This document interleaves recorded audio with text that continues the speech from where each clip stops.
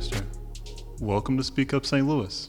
Excited to be here. Yes, thank you for hanging out with us. For the folks that don't know, we had a little bit of technical difficulty before we jumped on this episode. So big shout out to Trey for keeping things rolling so we could get this amazing conversation to share with everybody, not only just in St. Louis, but all the different listeners around the world as well too. So really excited about this, Katie. And then also for folks, this is, I've been saying it a lot, but this is one of those full circle moments because while I was back in 2019, when I was in AmeriCorps Vista with the St. Louis Zoo, I saw Katie and her partner Steve doing a presentation with their organization and company Access-4-All.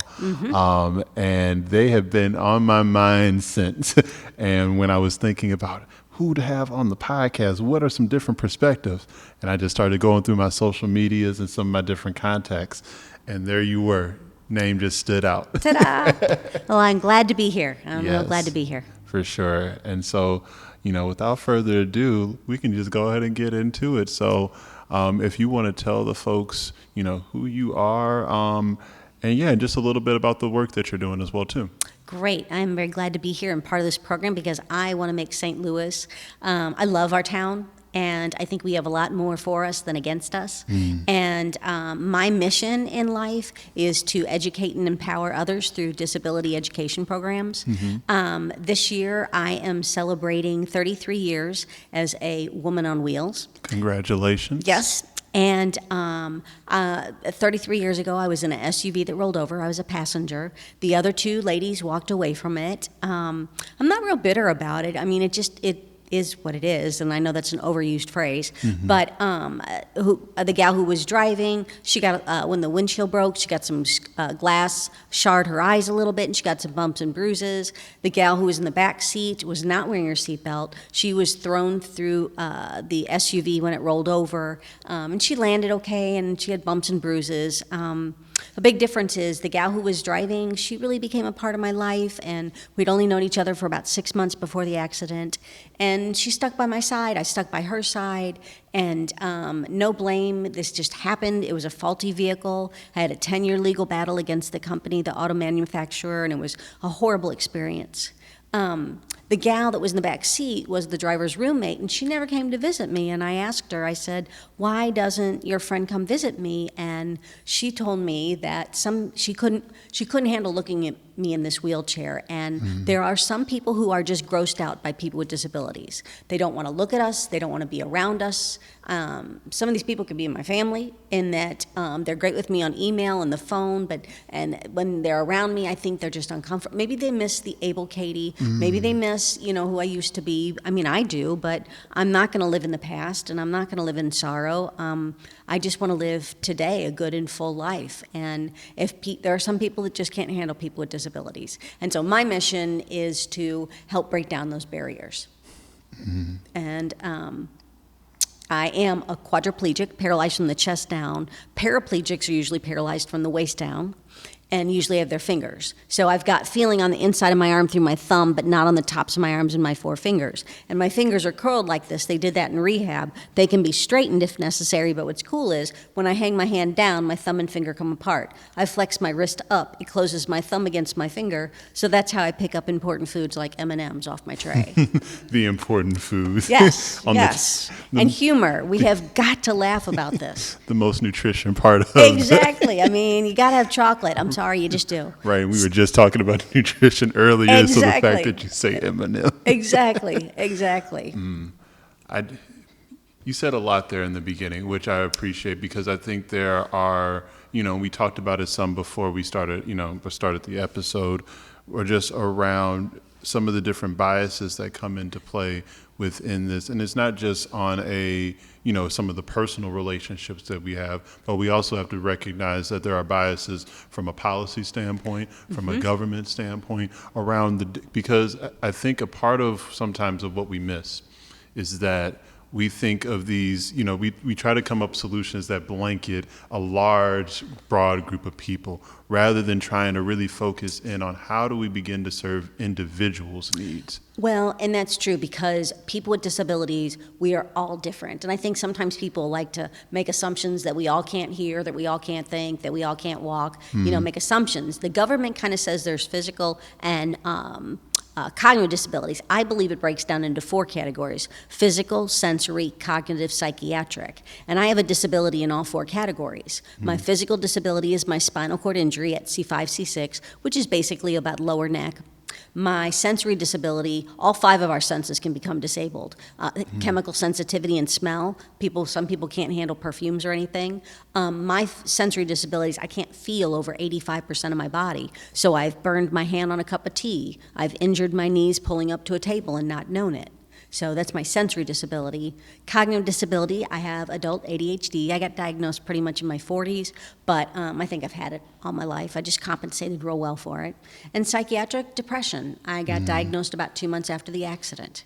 And it's a huge disability. And the thing about cognitive and psychiatric is they're invisible. So I wish my friends with anxiety could wear a sign that says, I have anxiety, I'm having a really bad day, cut me some slack. I mean, with my wheelchair, somebody opens the door, it's real obvious my disability, but invisible disabilities, learning disabilities, Tourette's, all these different disabilities that, somebody looks like they're normal, but they have their challenges. And I think sometimes they have a harder road than I do in my chair. I didn't even, and maybe I'm just having this kind of in-awe moment, because I didn't even consider anxiety or stress to be disabilities, at least. Oh, it's paralyzing. It can be depression and anxiety, and it is rampant now ever since COVID. It is really detrimental to our young people in school, being segregated from the school, and then they had to go back to school, and I had to go to counsel many schools and go give presentations, my disability talks, but also talk about, we need to connect again, we need to reconnect, and I think that people forget how to do that, and they're worried they're going to say the wrong thing, or they don't know what to say. And I was listening to NPR. Absenteeism in schools now is huge. I mean, kids are full of anxiety, and we need to help them. They need counseling. They need therapy. They need to talk this out. And the adults need to do it too. I think, people are scared of therapy, and I love therapy. I'm going tomorrow, as a matter of fact. But I love therapy. See, and now that is the second person that has come on the podcast to say, go get therapy. It is it's brave. It takes some guts. You and Tyrell Manning. So shout out to Tyrell as well, too.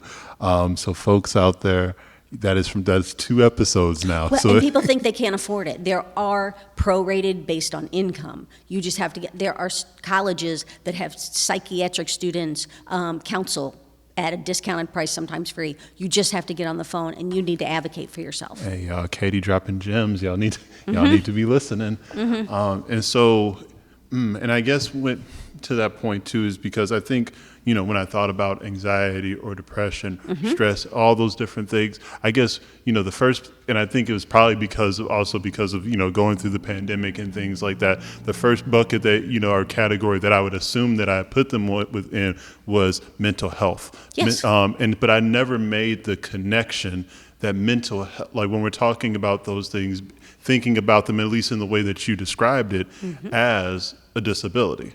It is. It's real. And don't tell me to snap out of it. Don't look at somebody who's having a depressive episode like get over it and stuff.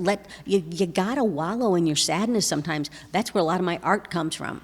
When I'm really ticked off and I've got a pen in my hand and I write and it comes out and a poem comes out, I'm like, whoa, I teach classes on how to take your anger and make it into art.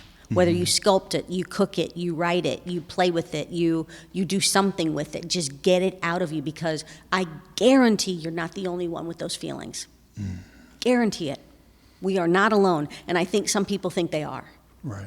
And a podcast like this can let them know that they're not. For sure. That's what it's here for. It's here to not, it's here for the level of joy and the conversations, but it's also here to be informative and to be able to share information with folks and maybe share perspectives that have not been, that sometimes you don't even think about, like what you just did for me.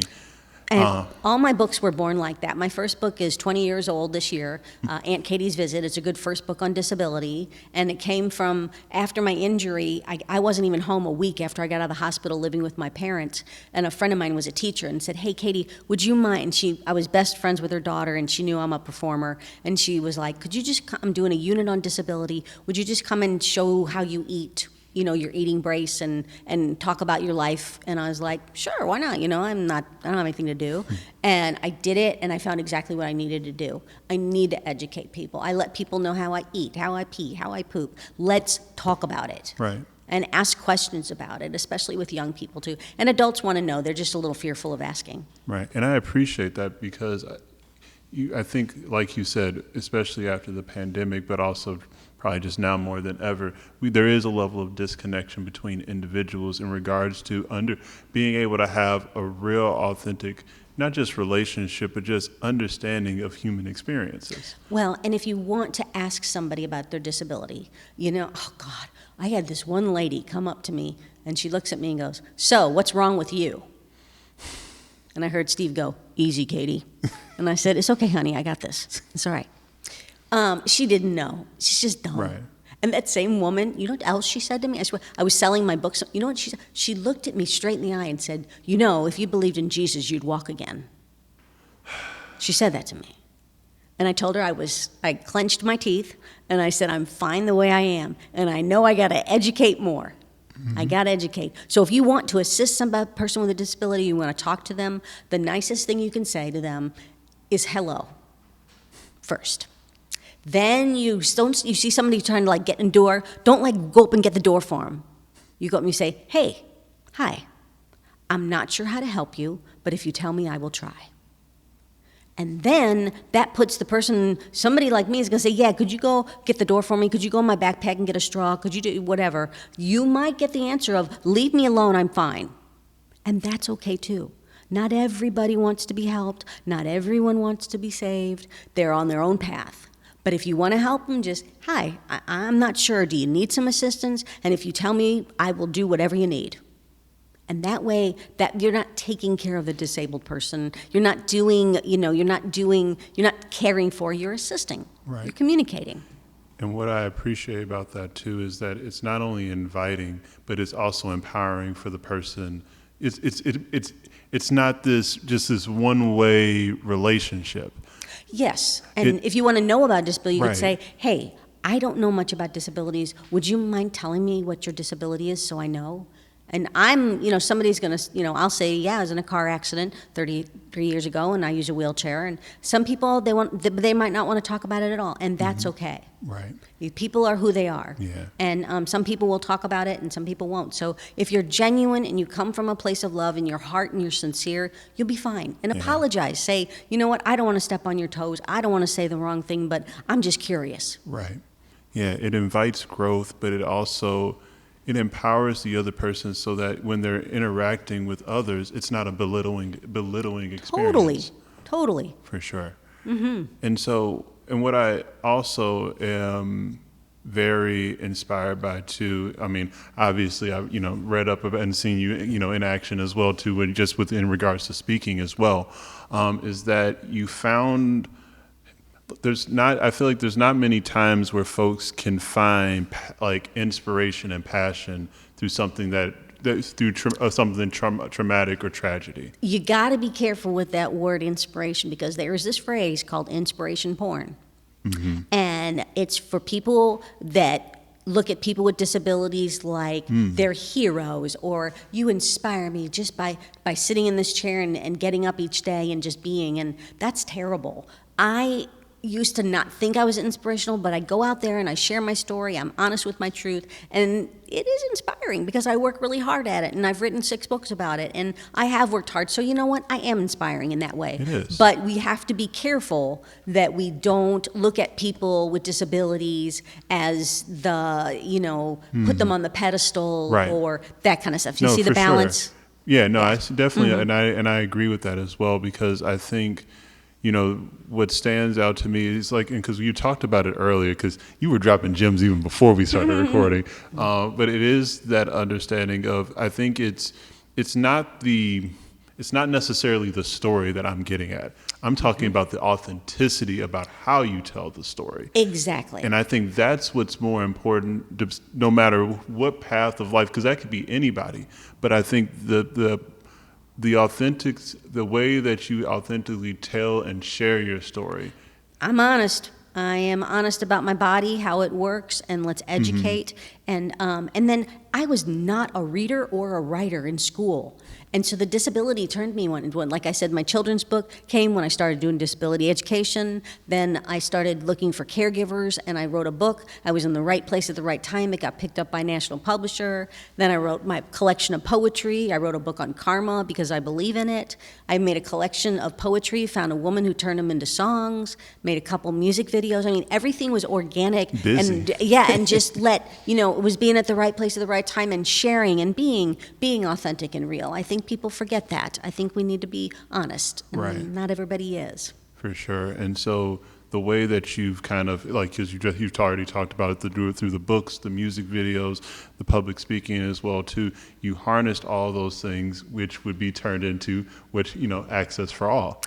Yes, and I would not be here without the most wonderful man on the planet, my man Steve-O. He is like nothing I would have dated before my injury.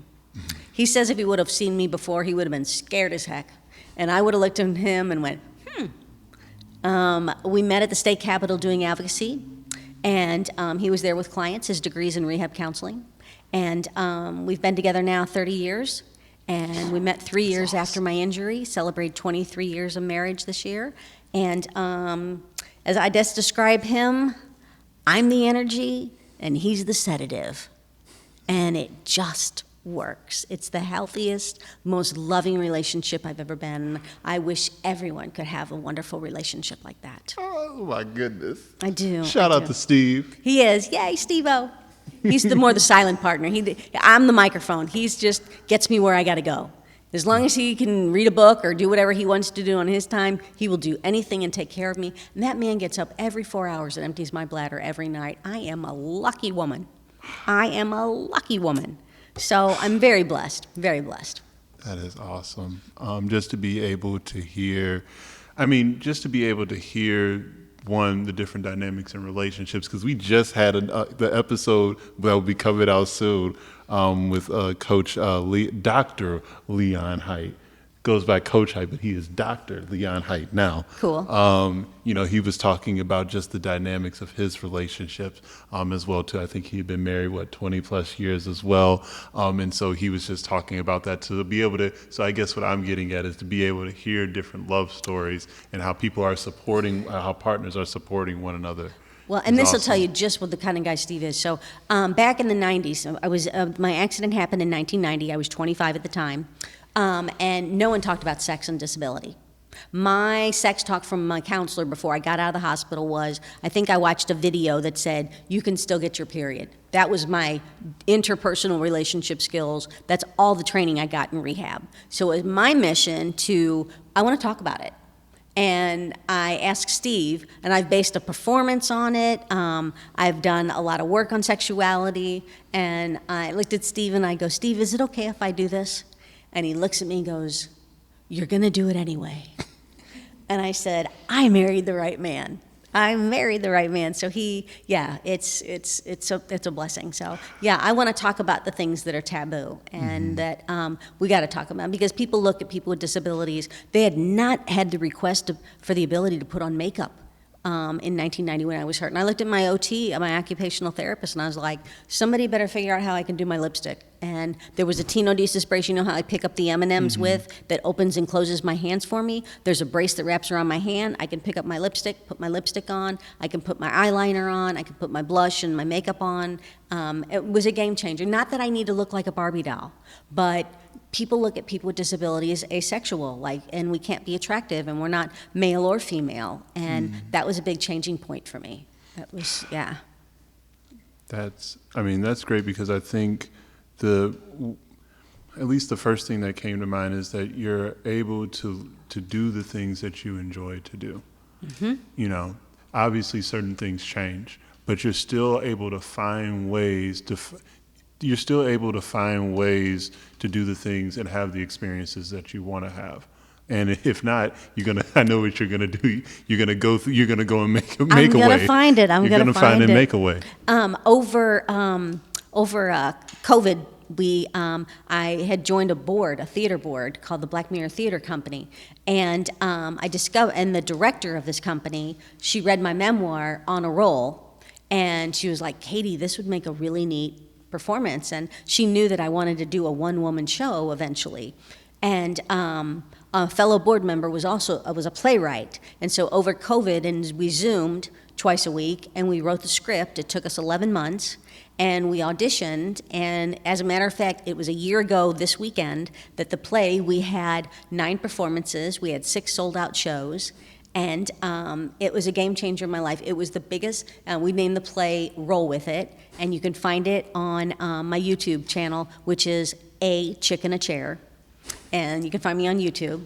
And the play is my biggest accomplishment. I was very sad when it was over. It was real hard to get over. I had a down period. But it was a play about my story, my legal story, and so it's on YouTube now. It's about an hour and 30 minutes. And I want to tell you about it, but then I don't want to give away this whole story and all that kind of stuff. So yeah. So it sounds like they need to just go view it on YouTube. Yeah, it's really good. It's got Awesome. it's got music, it's got a cast of 10 helps me tell my story. That's awesome. And I'm real proud of it. You stay busy. Well, it keeps me sane. Because, and I do mean it really, I don't know if you've ever experienced something like that where you worked so hard for something and then it's over and then you're like, oh, it was really hard when it was done. I have those probably yearly once I get done with the Metro Market season. Do you? Yeah. Do you? You work so hard to get it organized and then it's great. Everyone's having a great time and then it's over. Yep, and then we'll go from May till about this end of November, beginning of December. And then it'll be like, all right, it's time to close that season up to prepare for the next one. And it's just kind of like, it's like there's a relief, but then at the same time, it's like you miss it. It's what do I do now? Well, and you're with all those people for so long in such a Right. concentrated time. And that work, what you're doing, helping feeding people good food is making a profound difference in our town. I mean, it's amazing. I'm glad to be able to do it. It's awesome. As we talked about, food deserts just stink that we have them, that they exist. And nutrition does make a difference. It really does. And I think that's the big part of it is that it's, food deserts aren't things that just happened on their own. I agree. Those our are leaders it's, sometimes are not doing the best job. And that's a whole nother podcast. Right, because but to your point though, it is a level of disinvestment. It is there are so many layers to what it creates a food desert, and it's the same way that we're thinking about St. Louis because we talked about it some of like we want a better St. Louis, and so how do we get there? But also too, how do we make sure that when we are creating this space, that it is something that's being intentionally and equitably created with others in mind? Yes, sir. We got to be inclusive, Right. and it's all people, religions, diversity, ability, thoughts. Just everything. We've got to be inclusive of everybody. And I was raised in a family of 7, and it was either sink or swim. And I'm just glad my parents gave me those skills to reach out to others and ask for help and ask in a way you're going to get it too. Right. Because some people, they're really mean about it, and who wants to help someone mean? I mean, I mean, when I was in rehab, these 2 guys would always ask me, Katie, why are you always so happy? And my mom taught me you get more with honey, the vinegar. And these guys, I bet you one of them is still not alive today. They were very grumpy and they gave up on rehab. They didn't try. And I wasn't going to be that way. I wasn't going to do that. I was going to do all that I could and, reach out to them, find out who are you, what can I do for you, what can you do for me. That's how it should work. You get more with honey. I like that one. Oh, yeah. I like that one. So just to kind of, well, not to go back, but more so to just focus in more, I want you to talk more about, Access-4-All. How was it created? is the original thought that you had for it totally different than where it's at now? Well, we started in 1997. Steve and I started Access-4-All. Prior to that, before my accident, I'd gotten my degree in recreation and worked at Parks and Recreation departments. Then I had the accident, and then I worked for Parks and Recreations afterwards for the Webster Groves Parks and Rec for a while. Okay. And I started doing the programs on the side through the recreation department. And then Steve and I just wanted to start our own business. And like this year, we're celebrating 20 years of training the St. Louis Zoo employees. We do 4 programs a year, a 2.5-hour program for them. We do trainings for the History Museum. We work with the Science Center. We work with Girl Scouts, Boy Scouts. We go to schools. And I love what I get to do. And most of my business is word of mouth. And this morning I was with a group of people with Parkinson's. And people hear about what I do, and I want to turn on the resources. I bring my assistive technology. I bring resources that have helped me, agencies that have helped me, and I want to be a resource. And and I always leave my business card that if I don't know what somebody's looking for, I probably know somebody who does. The disability community is pretty tight in St. Louis. It's real communicative. There's a lot of good. There's a lot of positive. We have a long way to go on accessibility, but curb cuts have greatly improved. People's minds are a little bit more open than they've ever been on accommodating people with disabilities. I think people are less afraid. The Americans with Disabilities Act came out in 1990, the same year as my injury, and it's opened a great amount of doors. We've always there's always more work to do. Right. I mean, there are going to be people who just can't see people with disabilities as anything more than disabled. They can't imagine themselves being disabled, or it hasn't happened to them. They don't have a relative who has a disability, so they are so far from being able to understand the concept of full inclusion.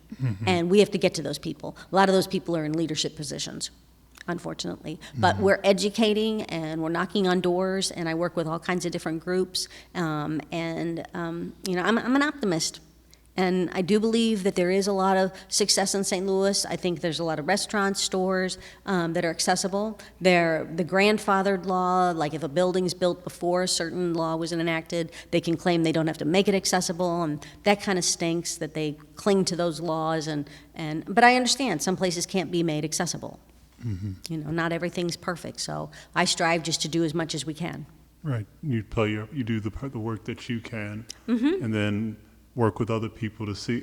But I think that's the important part too, is that, to what you were saying, is like, you might not know somebody that, that a certain resource that somebody needs, but you might know somebody else that does. And Exactly. That connection point of being able to say, okay, well, if I do the work that I'm supposed to do, and I can connect with that other person, and you begin to build this bigger web that's more interconnected than what it's been before. Well, and there's this really neat facility called the Stephen Orth Center for Health and Wellness, the Health and Wellness Center. It's it's through Paraquad. It's the gym for people with disabilities, and it's a wonderful place. It's behind the Science Center on Berthold Avenue. It's its own gym, run by occupational therapists and physical therapists. The students do practicums from colleges around St. Louis, and the exercise equipment is state-of-the-art. And I just did my third music video there. My song's called Make It Better. It should be out on YouTube hopefully in the next month or so. Awesome. And we got people exercising and using all the equipment and making themselves better. And it's a wonderful facility, and anybody with a disability can go there. The caregiver can also exercise while the person with a disability is exercising. It's a wonderful facility. Please, please, if you have a disability, work out, because the exercise does wonders for you. Now, Katie, I have to ask, how did you get into the world of music videos?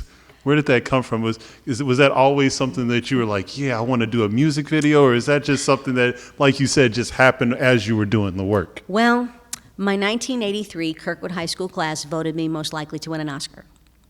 I was real active in musical and theater and dance, and I almost went down that avenue. I chose the field of recreation instead, but I like music, I like to sing, and after my injury, I came across this really cool group called the Disability Project, and it was a group of people with disabilities, and we would get together, share our stories, perform our pieces, and that brought me back to the performance world. And then I love it. It was under the direction of Joan Lipkin, and she would all types of different people with and without disabilities. We would go all over St. Louis and do training. We performed for over 10,000 people. I was with the Disability Project for 6 years. I was a founding member and performed with them for 6 years, and that got my theater bug going again, and doing my speeches, and I perform in my programs.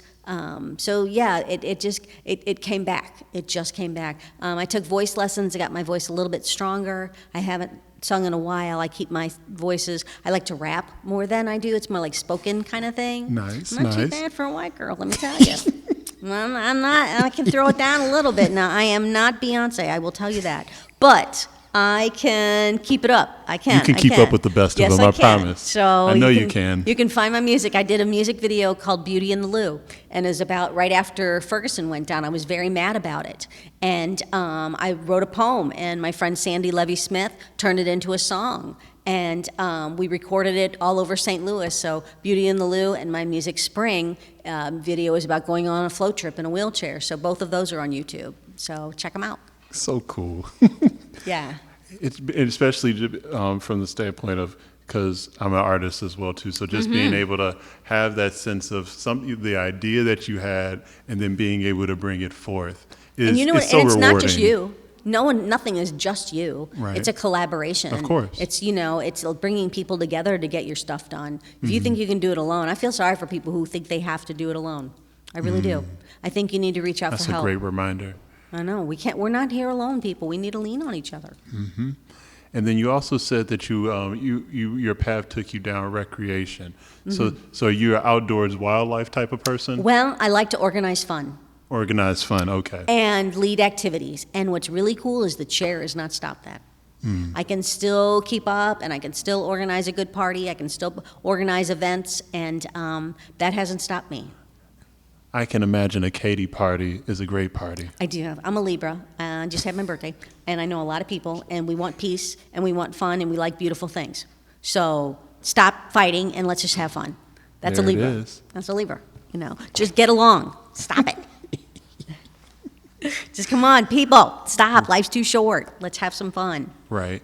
And so I know Steve had brought it up earlier, so I want to make sure that we touch on the work that you're doing with theater as well, too.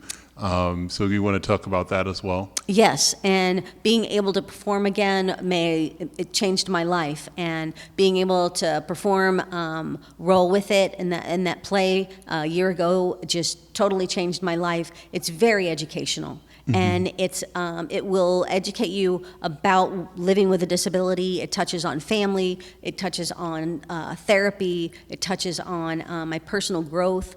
And it was interesting in the whole play process because I was watching it being put together, and I was like, whoa, this is my life, like right out there, But that is what I'm here to do. I'm meant to experience and share.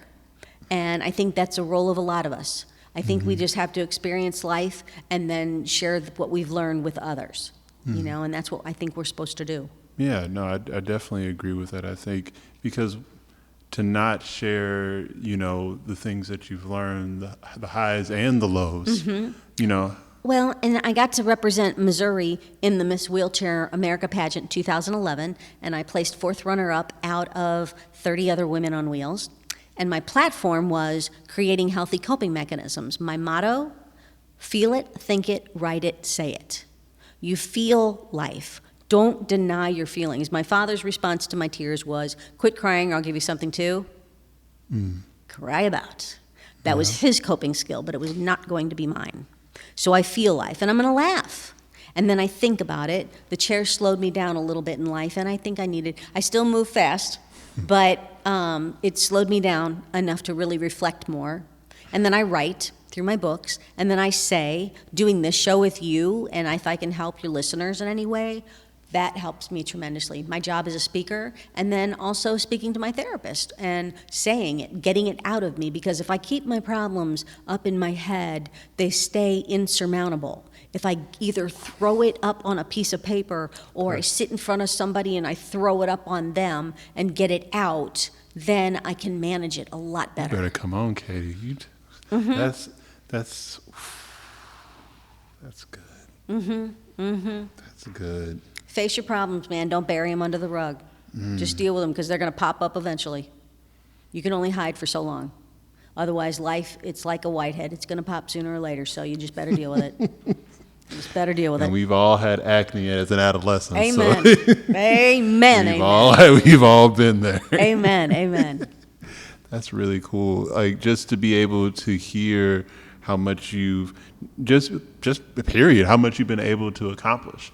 I think, when we have guests on, we're hearing all these different stories about the work that people are doing. It's just this consistent level of what's happening here in St. Louis and the things that folks are creating is that's inspirational. Just to be able to say, like what you're saying, a book, theater, like you found different avenues to utilize to help share your passion. Well, not to go too religious, because religious can get sticky, but God, whatever you believe it to be, however you interpret that, God was a creator. So God threw us out here, and that's what we're supposed to do. Create. We're supposed to create. And be helpful and use that and utilize that and share that with others to be supportive. And, I think, that when you go back to your life review, once your life is over, I have an incredibly amount of questions for God, let me tell you. I think God's going to keep me a wild here because God doesn't want to deal with that right now. I mean, I'm a full plate. And when I get up there, I have a lot to say. I really do.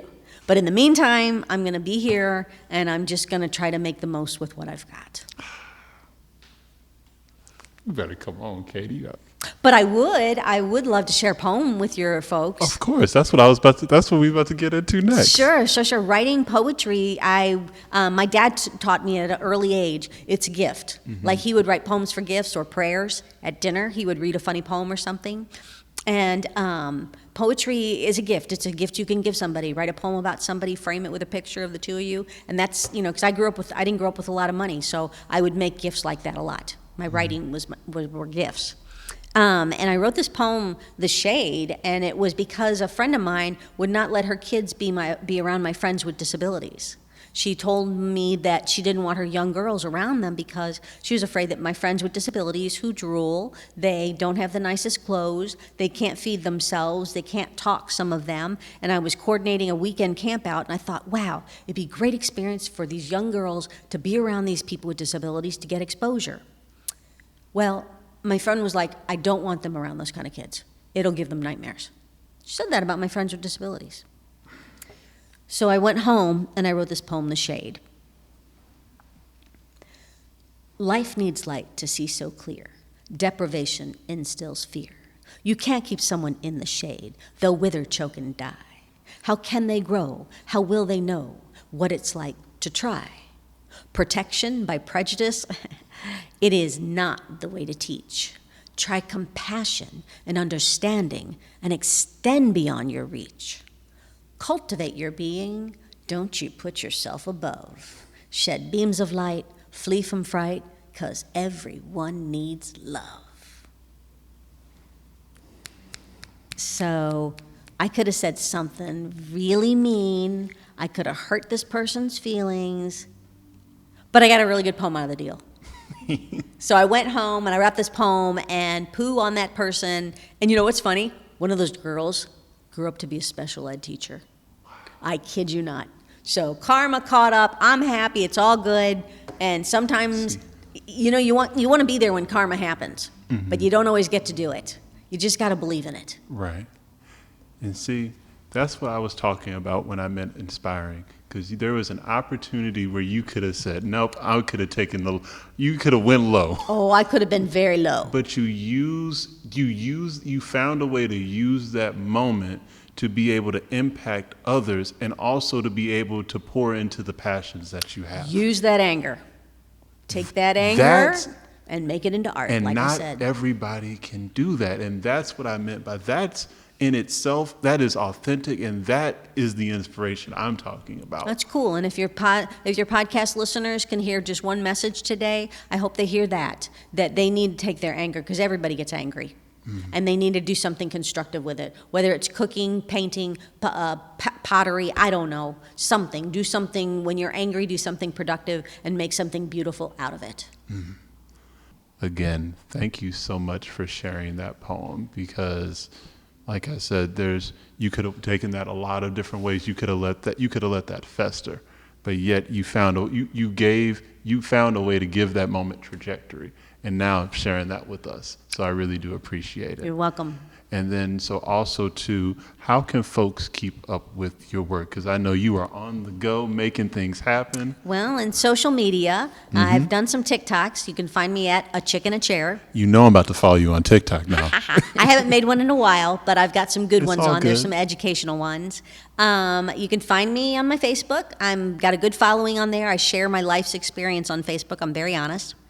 You can find me on Instagram. I do post on there, and I'm at A Chick in a Chair as well there. You can research me on YouTube. Like I said, my page is Access-4-All at A Chick in a Chair as well on YouTube.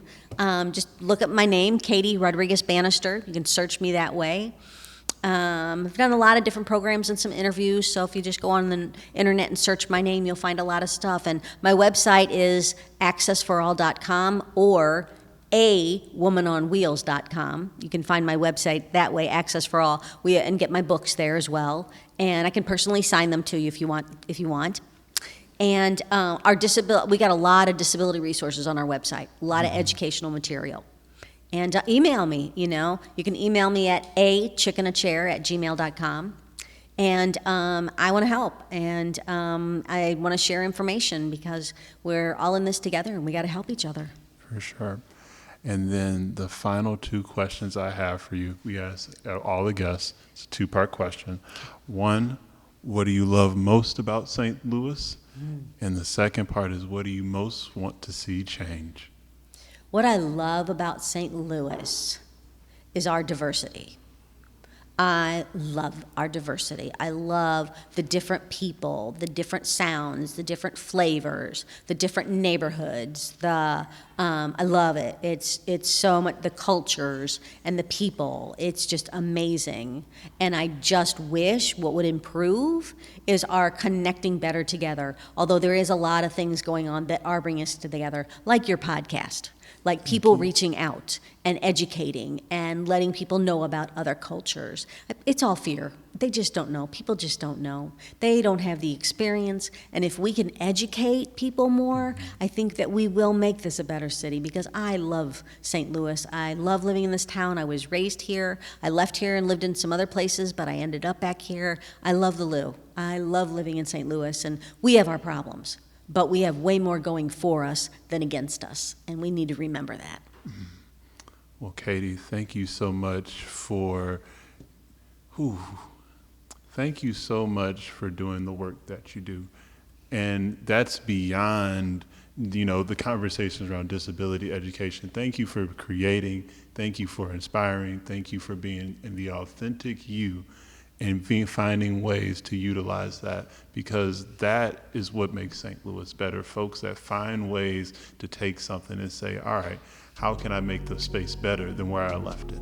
And you keep finding people like me and getting them on this podcast so that other people can find out about all the different really cool people in this town. Oh, of course. We're going to stay connected. Yes, sir. Yes, sir. All right. Thank you so much, Katie. Again, Thank we you. appreciate you. Thank you.